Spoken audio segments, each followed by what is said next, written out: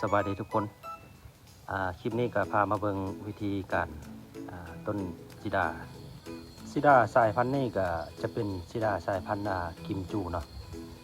ซึ่งให้มากมีรสชาติ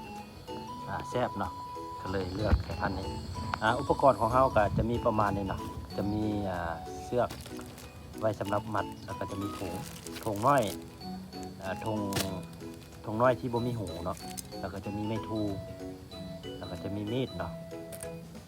แล้วก็จะมีฝอยหรือว่าย่องมะพร้าวฮั่นจะประมาณนี้อุปกรณ์ในการกิ้งเนาะอันนี้จะเป็นฝอยแล้วเขาจะนำมาใส่ถุงแบบนี้แล้วก็จะมัดเป็นถุงน้อยๆว่าเขาจะการจะกิ้งเขาก็ใส่ประมาณเท่านั้น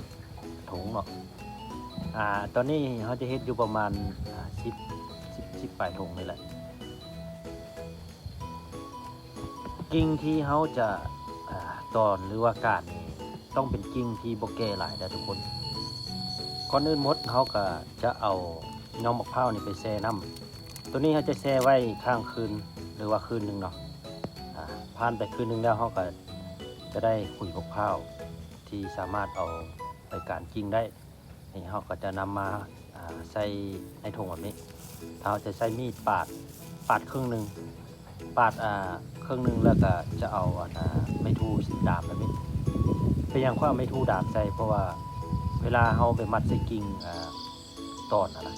นี่คือแบบนี้นะบ่ให้มันหักเพื่อให้มันช่วยพยุงในการแข่งของงาหรือว่ากิ่งของมันเนาะตัวนี้จะเป็นกิ่งที่เขาการสำเร็จแล้วเนาะมัดไว้งาที่หรือว่ากิ่งที่เขาจะนำมาการมันจะออกเป็นสี